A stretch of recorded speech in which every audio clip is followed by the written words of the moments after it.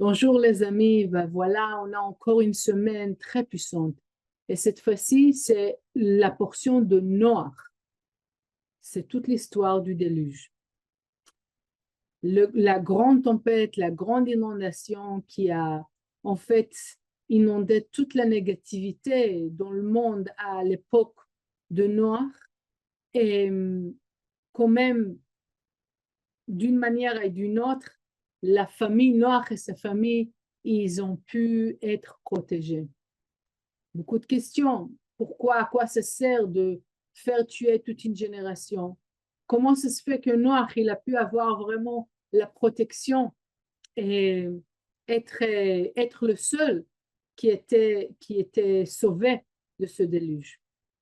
Et là, on a une semaine très, très importante parce que je pense depuis déjà un certain temps que le monde entier y passe un très grand déluge. Et vous savez, un déluge, c'est pas obligatoire que ce soit la pluie qui tombe.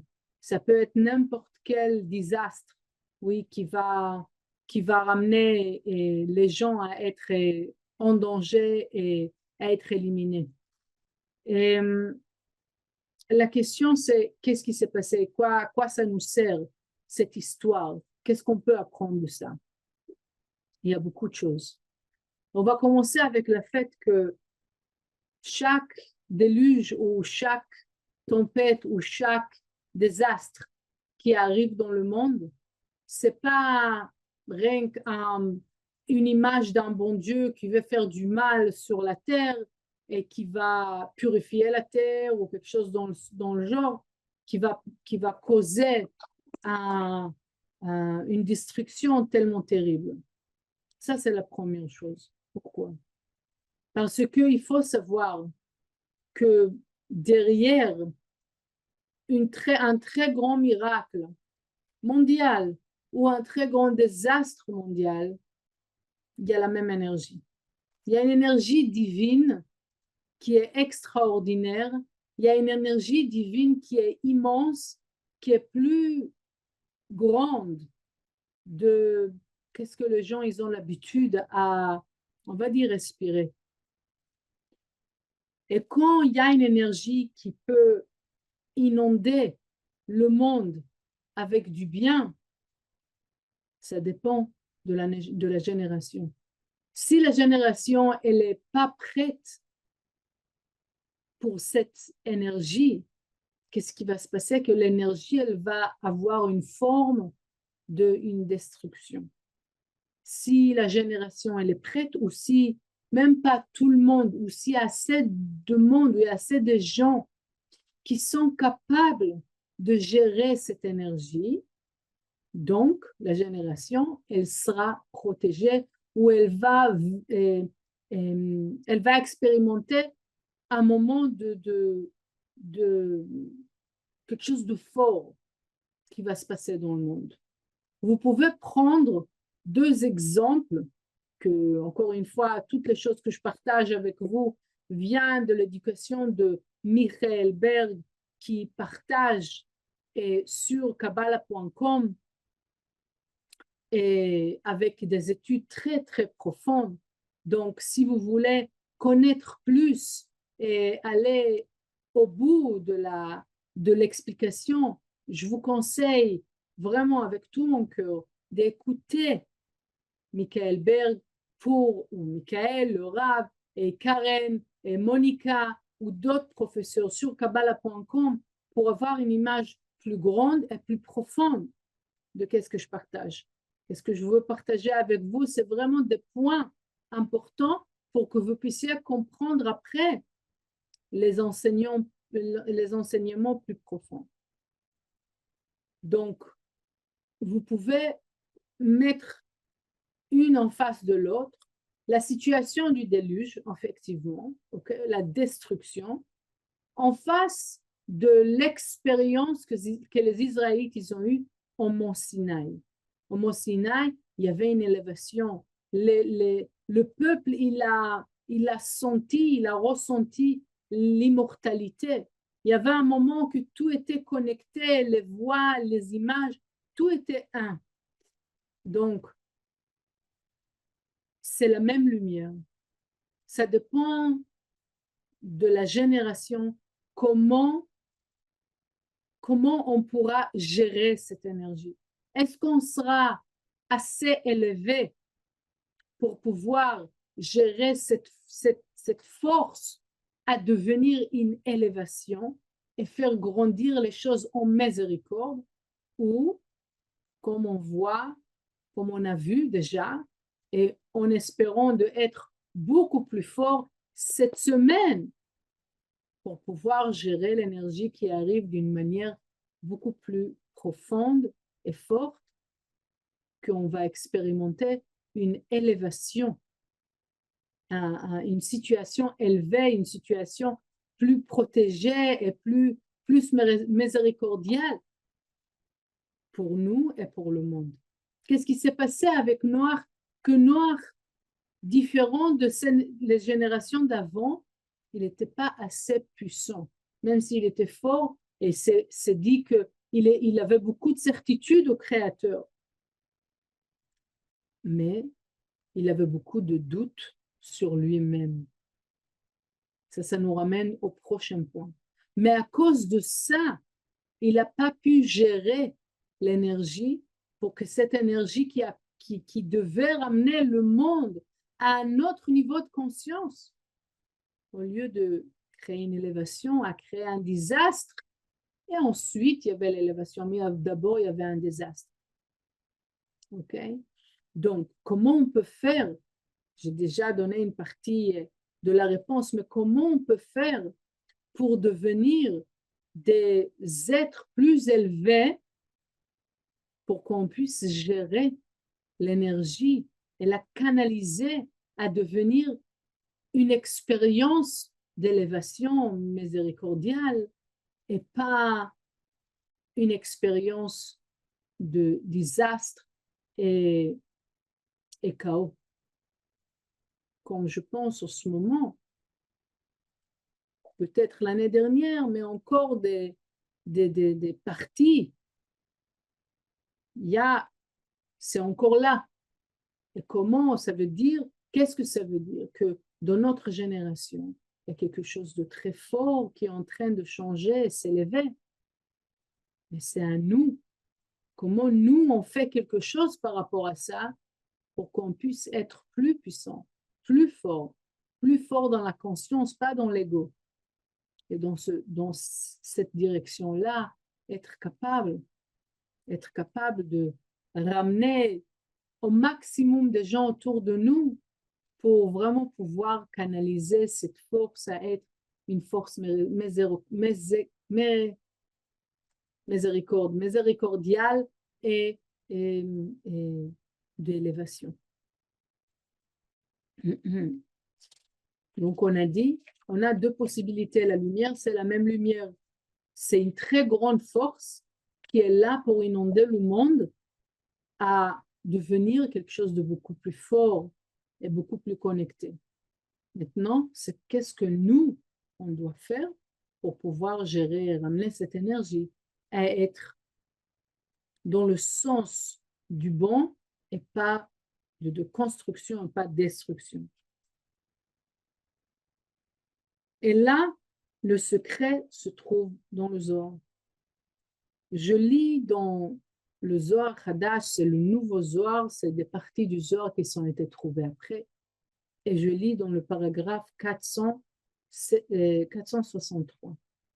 Je lis le paragraphe pour l'énergie et pour connecter avec, pour que la chose qui change à l'intérieur de nous, ça va être d'abord dans notre âme et dans la connexion de notre âme, et ensuite dans la décision dans la tête. Oui. Après, on va décider où je veux être, dans quelle conscience je veux être.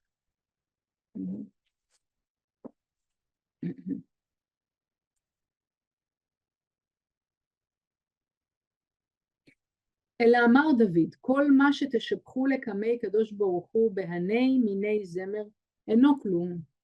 כאדם האומר לחברו עכשיו עשה זה וזה. וכל מה שתעשה אינו כלום. עד שתעשה דבר פלוני.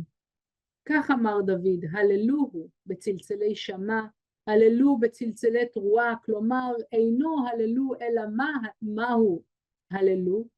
כל הנשמה תהלליה, הללויה, והאחר אינו כלום אלא הילול הנשמה, הדאו דכתיב כל הנשמה תהלליה, הללויה. Quand on appelle le Créateur, quand on demande au Créateur, fais ceci, fais cela, ou on fait des choses de nuance vers le Créateur, c'est pas qu'on appelle le Créateur pour qu'il fasse pour nous, c'est on réveille notre âme pour le faire. Et ici, il y a un très grand secret et aussi une très grande responsabilité. En étant des êtres humains, mais en étant des êtres humains qui étudient la spiritualité, surtout la Kabbalah. C'est très bien que la spiritualité, la Kabbalah, c'est pas une autre spiritualité, c'est quelque chose de très, très précis et très profond et très juste. Ok, c'est sur le point, c'est pas un truc général. C'est très précis. Et les kabbalistes nous expliquent. Comme on a dit, Noach, il n'avait pas la certitude de soi. Il avait beaucoup de doutes sur lui-même. C'est pour ça qu'il a pu se protéger lui-même, mais il n'a pas pu protéger d'autres. On est là, pas pour accuser ou pour dire ça c'est pas bien, ça c'est bien, c'est pour apprendre pour nous-mêmes. Et cette semaine, c'est à nous de créer une différence. De quelle manière nous, on nettoie toutes les parties on a des doutes sur nous-mêmes. On se juge soi-même. On se conduit d'une manière en disant, de toute manière, de quel moyen je crée une différence. Je ne me réveille pas le matin, je ne travaille pas, je ne partage pas, ça ne va pas créer une grande différence. Quand je me dis, je n'ai pas le droit de recevoir, je n'ai pas le droit de parler, quand je me dis, ah, c'est pas grave si je réagis maintenant parce que mon énergie, elle n'est pas importante. Il y a des choses plus grandes et il y a quelqu'un d'autre qui pourra le faire. On ne prend pas la responsabilité. On laisse à quelqu'un d'autre de prendre la responsabilité. Tout ça, c'est parce que je pense que je n'ai pas une couleur, je n'ai pas une énergie assez importante qui va créer une différence dans le monde. Et c'est exactement l'erreur qu'il a fait Noach à l'époque. Et vous savez que Moïse, il était la réincarnation de Noach. Et en étant ça toute sa vie, il avait dans sa mémoire qu'est-ce que Noach il a fait, ou qu'est-ce que lui il a fait dans la réincarnation d'avant, et il a fait tout pour corriger ça. C'est pour ça que quand il y avait un moment que le Créateur il a dit, les Israélites, je les ai jusque-là, ça suffit. Moïse il s'est battu. Pourquoi? Parce que c'est le moment de prendre responsabilité. C'est à moi de faire maintenant quelque chose, à m'élever moi-même maintenant pour que le maximum de personnes autour de moi, ils vont vivre l'élévation de conscience, réalisation, le choix de la lumière et pas de la destruction. Et c'est qu'est-ce qu'il a fait. Et c'est pour ça que dans le temps de Moïse, les Israélites, ils ont vécu le mont Sinaï. Qu'est-ce qu'on est en train de dire? La lumière, elle va nous envoyer la même forme d'énergie. quand il y aura des moments que l'énergie de la lumière elle sera plus puissante que l'habitude parce qu'il y a un moment de changement dans l'univers, ça va être sur nos épaules de quelle manière cette énergie elle va se transformer à une destruction ou construction. De quelle manière moi je peux créer une différence, c'est en prenant la responsabilité. La responsabilité sur ma vie, la responsabilité sur la lumière que j'ai à l'intérieur de moi, sur les choses que je suis venue faire dans ce monde. Et pas laisser pour demain. Et pas laisser, c'est pas grave. Et pas être à côté. Un autre jour. La spiritualité, c'est quelque chose à côté. Non. La spiritualité, c'est ici et maintenant. La spiritualité, ça va main dans la main avec mon travail et mon affaire et ma place dans la compagnie ou n'importe qui je fais ou dans ma famille. La spiritualité, elle va main dans la main. Si je ne fais pas un effet dans la spiritualité et je pense rien qu'à moi-même et comment j'avance moi-même, peut-être j'avancerai, mais mon entourage, il sera détruit. On se trouve dans une génération que la communauté est importante. Cette année surtout, la communauté elle a un sens très très fort. Que moi j'aide dans le sens je change, je fais toutes les choses que je suis venue faire pour mon entourage, j'aide la communauté à grandir. Dans ce sens-là, cette inondation de lumière qui est venue sur Terre, elle va élever mon entourage, elle va m'élever moi et mon entourage. Et de cette manière, on pourra vraiment vivre une élévation et quelque chose qui va remplir et grandir et construire notre vie personnelle, mais aussi la vie de notre entourage. Comme ça, on va vivre le mont Sinaï et pas le déluge. Donc, je pense que cette semaine, pour chacun d'entre nous, c'est vraiment voir de quelle manière je peux faire une différence. Qu'est-ce que je suis venue faire? Et quand j'entends la voix, c'est pas grave, je le ferai en un autre moment. Ou quand j'entends la voix, de toute manière, c'est ma vie spirituelle. J'ai pas le temps maintenant pour ma vie spirituelle parce que j'ai beaucoup de travail. Je m'arrête et je me rappelle que sans la spiritualité, j'ai pas ma vie professionnelle et familiale. Je peux pas avoir tout ça. Peut-être temporairement, mais je pense que la majorité on a vécu cette expérience exacte que quand j'injecte la spiritualité, quand je fais le travail que moi je suis venue faire sur terre, tous les autres et toutes les autres situations de ma vie se remplissent de lumière, se remplissent d'abondance. Si c'est l'amour, si c'est l'argent, si c'est la santé, si c'est l'unité, ça c'est moi-même. Ok, si je fais des actions pour moi-même, ok, la lumière, elle va me protéger, d'accord. Et l'entourage, et le reste de la communauté, comment? On avance tout seul? On a une responsabilité sur la génération. C'est qu'est-ce que et Noir, il devait faire, sortir de lui-même. Noir, c'est le confort. De quelle manière je sors de moi-même pour pouvoir vraiment, vraiment agrandir mon vase et de là, être capable de vraiment protéger pas seulement ma vie personnelle, mais protéger la vie d'autres personnes. L'arc de Noé, l'arc que l'île a construit, si on lit le texte lui-même, il dit des paroles, des paroles, des paroles, des mesures. C'est quoi ça? Si je fais la même chose, je vais créer un arc qui va me protéger d'un déluge. C'est pour ça.